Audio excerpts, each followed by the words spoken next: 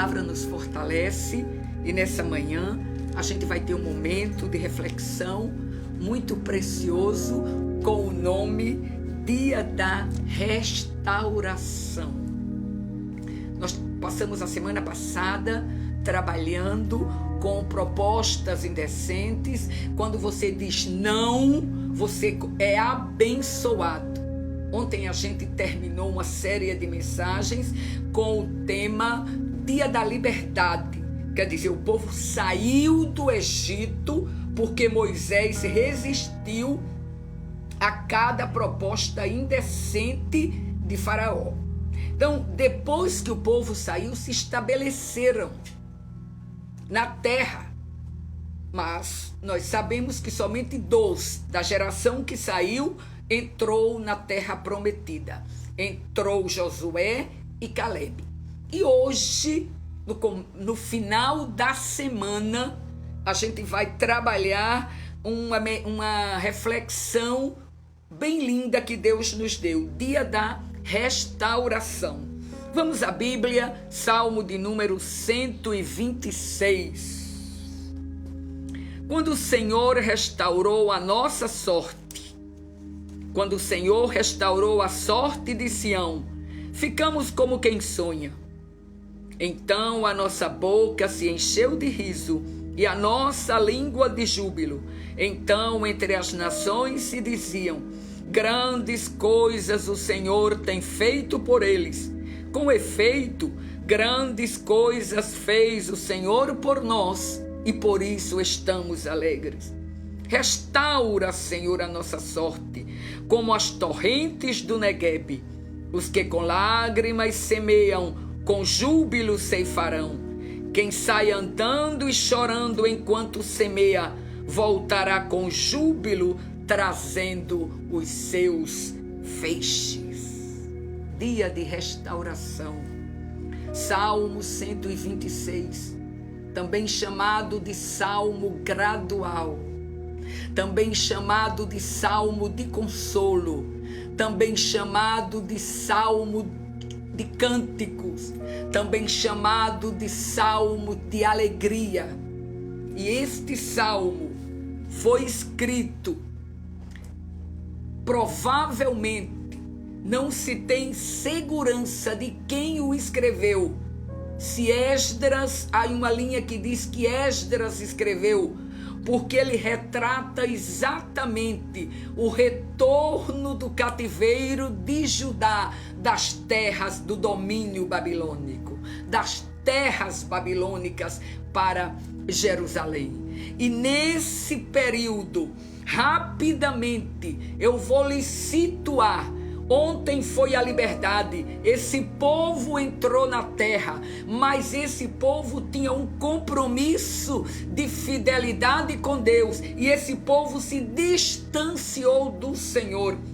E depois do reinado de Salomão, o reino foi dividido em reino do norte e reino do sul, ficando o reino do norte com 10 tribos, tendo como capital Samaria, e o reino do sul com 2 tribos, tendo como capital Jerusalém. E aí era o reino de Judá, o reino do norte e o reino do sul, o reino de Samaria e o reino de Judá. E aí, com a contaminação do povo de Deus, com os costumes das terras que eles estavam habitando, então, primeiro, o reino de Israel é levado cativo pela Síria no ano de 722 antes de Cristo. E aí eles passaram a ser dominados pelo grande império assírio. E esse povo, as 10 tribos, se dispersaram de tal maneira que não regressaram mais à terra da Palestina.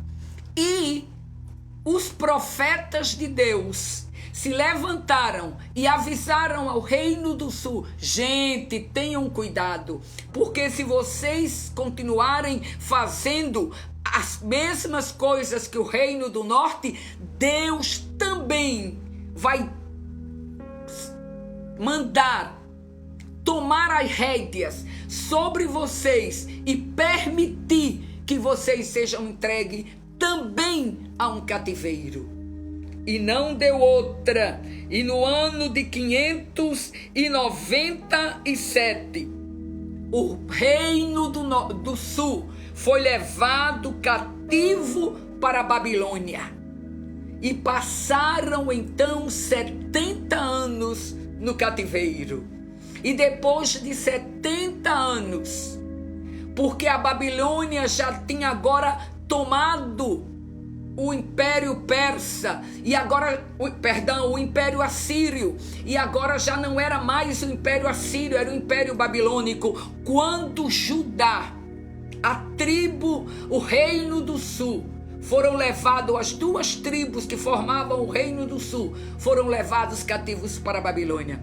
E 70 anos depois, no governo de Ciro, o que a Bíblia chama de Ciro, meu servo, já não era mais Nabucodonosor. Nabucodonosor tinha morrido, toda a linha de Nabucodonosor. Agora se levantava Ciro, e ele diz, a Bíblia o chama de meu servo, e ele edita um decreto dizendo que cada povo voltasse à sua cidade, às suas terras. E entre eles mandam ao povo hebreu que voltassem à Palestina, que voltassem a Jerusalém e reconstruísse a cidade. Quando esse edito saiu, e eles voltaram no ano de 538. Quando esse edito sai, é quando a gente identifica o Salmo 126. E aí ele começa dizendo: quando o Senhor restaurou a sorte de Sião, ficamos como os que sonham.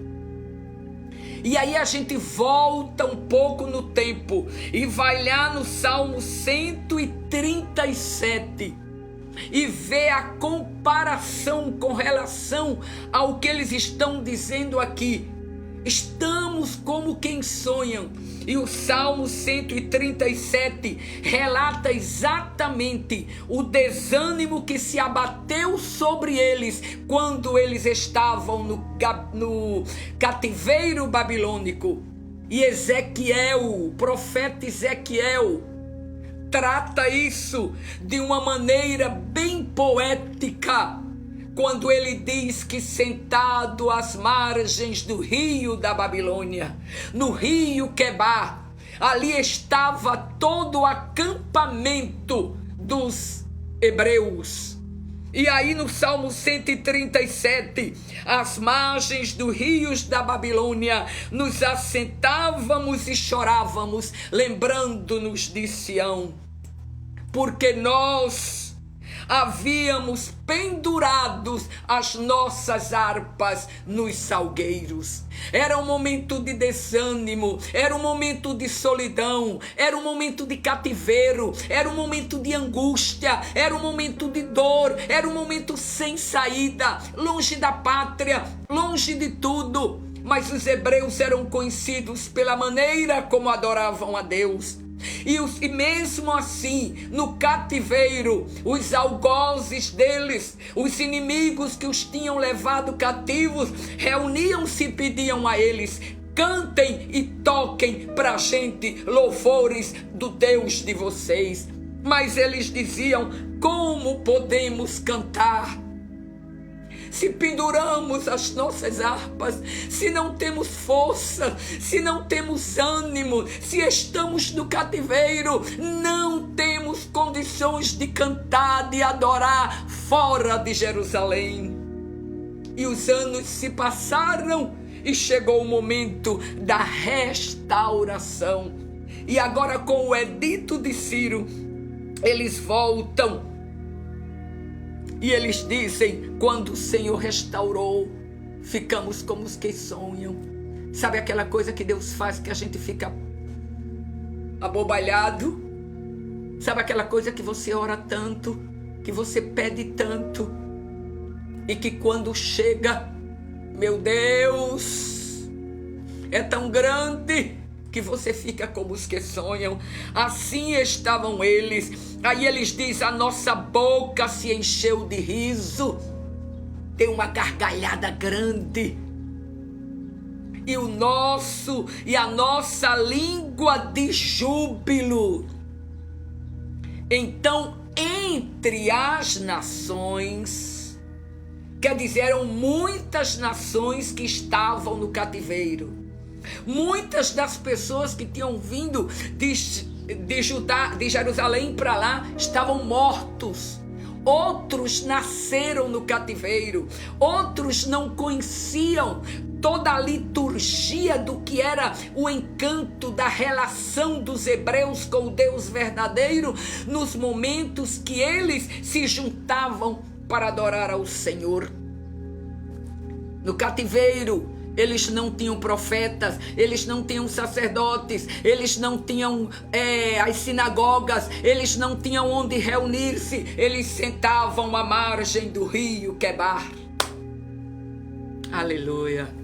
E aí, as nações diziam: meu Deus, pois Ciro não assinou o edito e esse povo vai voltar.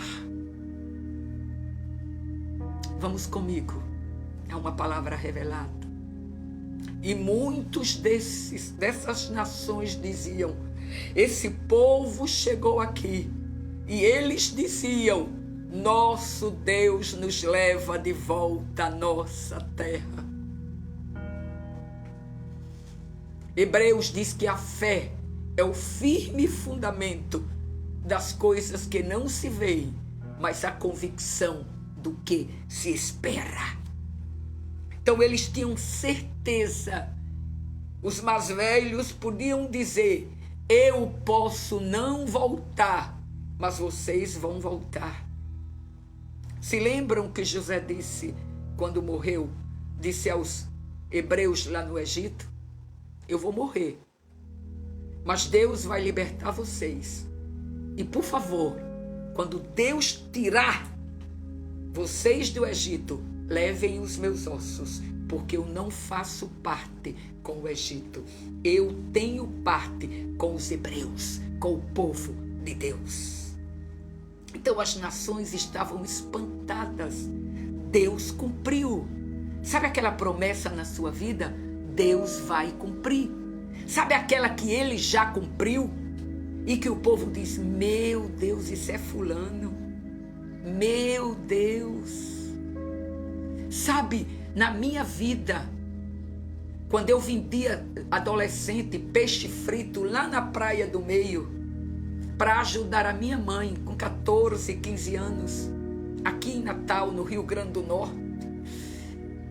E naqueles anos, o Senhor dizia a mim: eu vou usar a tua vida para abençoar a muita gente. Eu vou te fazer próspera. E eu dizia: como? Eu vendendo tapioca aqui na praia, muito feliz, viu? Vendendo tapioca e peixe frito.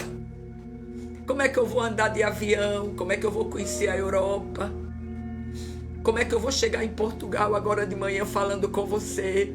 Como é que eu vou chegar na Itália? Como é que eu vou chegar na Suécia? Como é que eu vou chegar nos Estados Unidos? Ficamos como quem sonha. E todo mundo de perto dizia: pois aconteceu com eles. Então eles diziam, os hebreus: grandes coisas fez o Senhor por nós, por isso estamos alegres. Aí entra a palavra fundamental para eles: restaura, Senhor, a nossa sorte como as correntes do Neguebe. Porque ele pediu para restaurar. O que é restaurar? Restaurar é o sentido de voltar a possuir, a ser aquela coisa que se havia perdido. é possuir um novo início, é começar mais uma vez, é reanimar-se. Aí ele dizia: restaura, Senhor. Nós passamos 70 anos lá. É verdade que o judaísmo, que a religião judaica se notabilizou pela continuação. Eles nunca perderam a identidade. Porque mesmo sem a estrutura das sinagogas, sem a estrutura dos sacrifícios, sem a estrutura tão formal e litúrgica que eles conheciam, mas a relação com o Deus Jeová era passado dentro da família e sustentado. Todas as normas, os ditos da lei, começando do Shabá, da guarda do sábado, como uma festa principal para eles toda semana e de orientação a Deus. Mas 70 anos tinham se passado e agora eles voltavam e tinham que se reestruturar. A cidade estava mesclada de muita gente.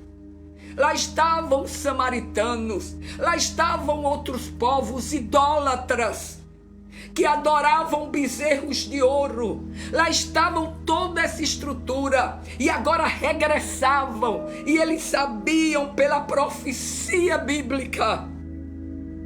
Eles sabiam que o tempo havia chegado, que era o retorno. Eles sabiam que Deus tinha dado a palavra, que 70 anos regressariam. E aquele cativeiro tinha data marcada para terminar. A sua luta, a sua angústia, o seu cativeiro tem data marcada para terminar. E agora eles orando e chorando, o profeta Jeremias descreve muito bem o estado de Jerusalém, bem como o estado do templo, quando os invasores entraram na cidade, como destruíram tudo. E ele diz como se mudou o ouro refinado, como estão espalhadas as pedras do santuário pelas esquinas da rua. Meu Deus, como estava tudo destruído.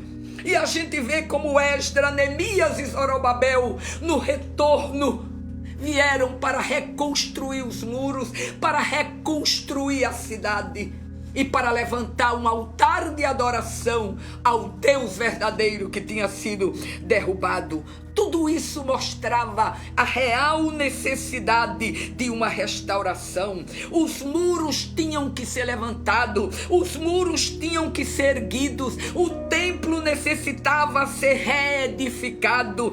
Tudo estava precisando de uma restauração. E aí o profeta, nesse clima, o profeta Ageu aparece e pronuncia uma palavra esplendorosa.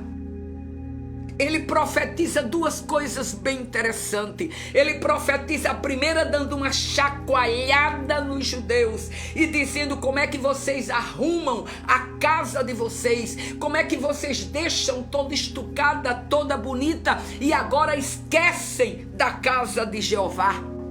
E a segunda palavra profética, ele diz: restaurem, porque a glória da segunda casa, a glória da última casa será maior do que a da primeira. Isto fala de restauração. Uma casa destruída agora seria reconstruída e a glória de Deus encheria de tal maneira aquela casa que ninguém se lembraria mais de fazer comparação entre a glória da primeira e a glória da segunda casa.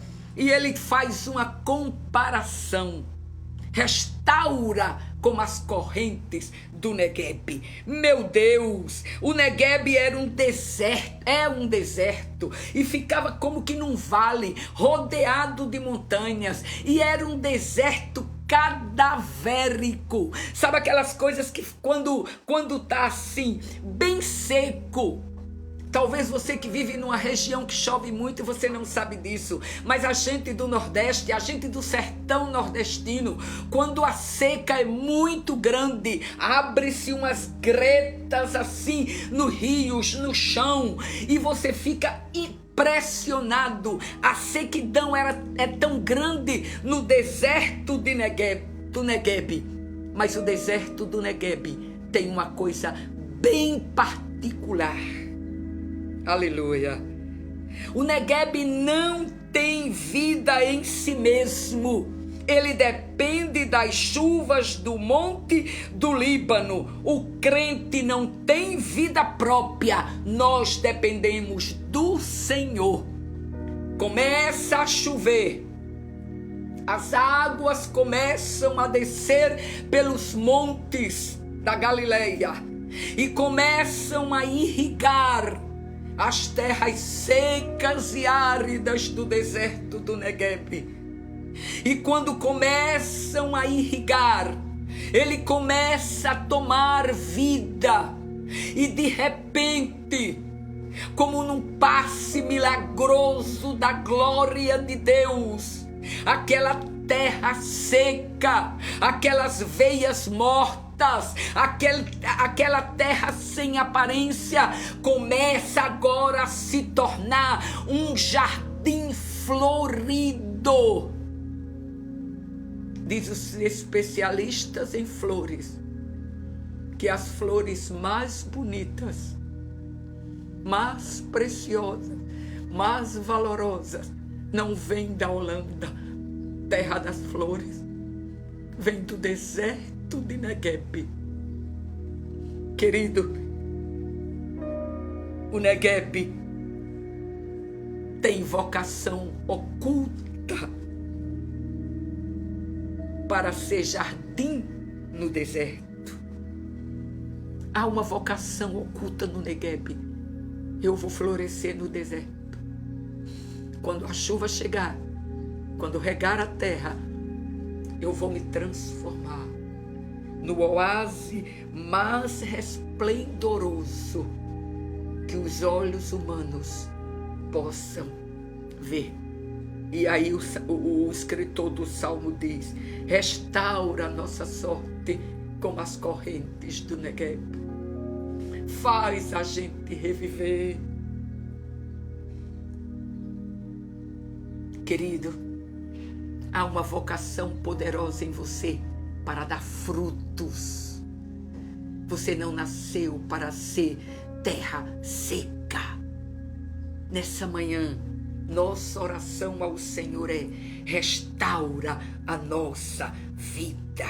Faz chover no nosso deserto. Faz a gente reviver. O que não tem mais esperança vai ser restaurado nessa manhã. O que não tem mais alegria vai ser devolvido. A alegria como as correntes do Negueb. Olhe, não é pouca coisa, é uma enxurrada. Quando passar esse momento de reclusão, esse momento de sequidão, esse momento de dor, esse momento de angústia, esse momento de mãos na cabeça, o que eu vou fazer? Esse momento de solidão, esse momento de desânimo vai passar e você vai florescer como o Negueb, porque você tem vocação para dar fruto, mesmo que a sua aparência diga o contrário, mas a sua estrutura restaurada,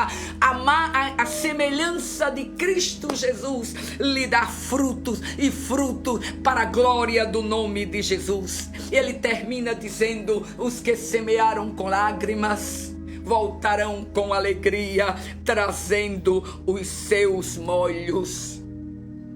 Quem vai andando e chorando enquanto semeia, com alegria voltará. Faça com lágrimas, mas não perca a dignidade, não perca a pureza, não perca a fé, não perca a esperança. Vá chorando, vá caminhando, vá molhando com as suas lágrimas, mas vá acreditando.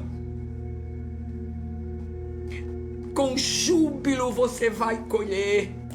Vá acreditando que nós vamos cantar o hino da vitória. Há um cântico por aí que eles dizem: prepare o culto da vitória. Eu acredito. Não é um culto onde você vai reunir tanta gente para celebrar. É um culto onde você vai dizer: a água chegou no meu deserto seco, no meu coração seco, sem esperança, sem fé. Eu já não acredito mais em nada. Eu já sofri tanto. Tudo estava perdido. Eu já não sabia nem como era levantar a cabeça e voltar a sorrir. Mas nesta manhã restaura, Senhor, a nossa vida. Nessa manhã receba o abraço do Senhor com a restauração para o seu coração. Continue fazendo, continue semeando com lágrimas, mas com júbilo. Não reclame, não murmure, feche a boca, vá para os pés do Senhor, sabendo que você vai andando e chorando, mas que você tem resposta de Deus. Você voltará com alegria. Vai chegar o dia da restauração e você vai dizer: aqui estão os frutos do que eu semeei, com alegria e com lágrimas e com choro, mas com um coração de júbilo.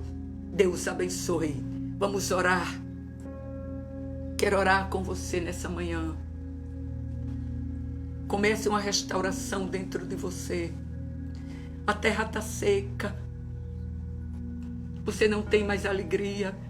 Você não tem mais prazer em cantar, em ler a Bíblia. Estamos terminando uma semana. E eu quero que você se levante, no nome de Jesus. Comece um programa de leitura diária. Diga: restaura, Jesus, a minha vida. Comece com o seu devocional. Mas está tudo tão feio dentro da minha casa. Mas está tudo tão difícil agora com a quarentena. Não tenho mais paz, não tenho mais descanso. Mas neste dia, diga: Jesus, restaura a minha sorte. O salmista dizia nossa, porque ele estava falando para muita gente. Mas nesse momento você diga: restaura a minha. Vamos juntos. Jesus, restaura a minha sorte. Jesus, nessa manhã, do outro lado, tem homens e mulheres que pararam para ouvir. E a terra está tão seca, já está tão rachada,